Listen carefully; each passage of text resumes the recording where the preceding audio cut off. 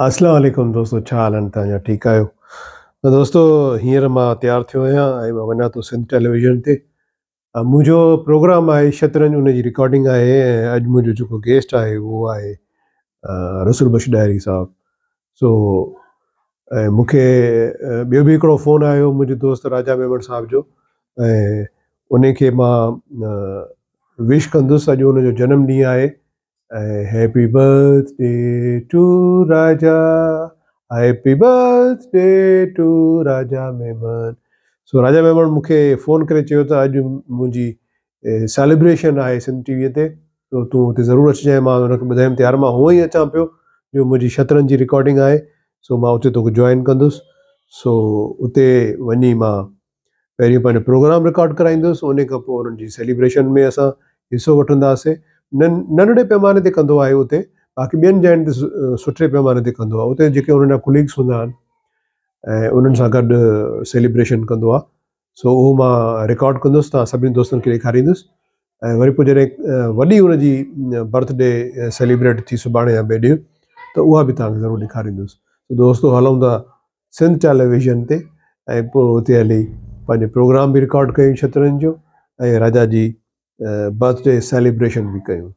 Thank U. अस्सलाम वालेकुम दोस्तों, मां हींअर वेठो आहियां सिंध टेलीविज़न ते। सिंध टेलीविज़न ते असांजे हिन प्यारे दोस्त राजा मेमण जी बर्थडे थी रही आहे ऐं तव्हां ॾिसो एॾो ख़ूबसूरत थींदो पियो वञे। हर साल नओं रंग कढंदो पियो वञे ऐं मूंखे ख़बर न आहे त कहिड़ी शइ थो इस्तेमालु करे, पर ओरिजिनली हिन जो रंग जेको हाणे बि तव्हां ॾिसो, हे ॾिसो का शइ कान अथसि, हे ॾिसो कुझु बि कोन्हे।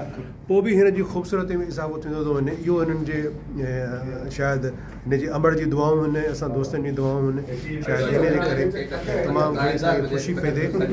अॼु हिन जी सालगिरह आहे, जनम ॾींहुं आहे, सेलिब्रेट कयूं था। सभु दोस्त वेठा आहिनि, तव्हां ॾिसो।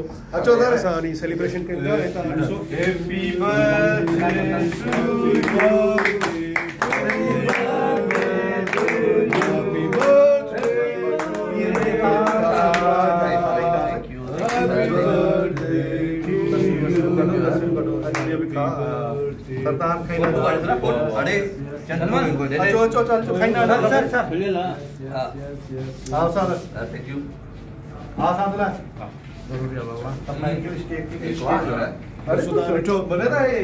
सेलिब्रेशन जो केक असां कटियोसीं ऐं असांजा जेके एम्प्लॉइज़ आहिनि सिंध टेलीविज़न जा उहे सां गॾु मौजूदु आहिनि।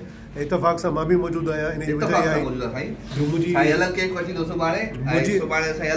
मुंहिंजी रिकॉर्डिंग साईं जी बर्थडे असां अलॻि कंदासीं ऐं तव्हां हुन में इलाही दोस्त सां ईंदा। हे सभु तव्हां ॾिसो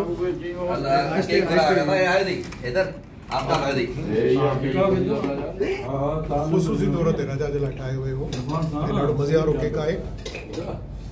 ऐं मां तव्हांखे वधीक छा ॿुधायां, राजा हींअर असांजे सिंध टेलीविज़न जो ख़ूबसूरत तरीन माण्हू आहे जेको हमेशह पंहिंजी सालगिरह खे पंहिंजे संगतनि सां दोस्तनि सां मल्हाईंदो आहे ऐं अञा सालगिरह हिन जी ॿ टे ॾींहं हलंदी।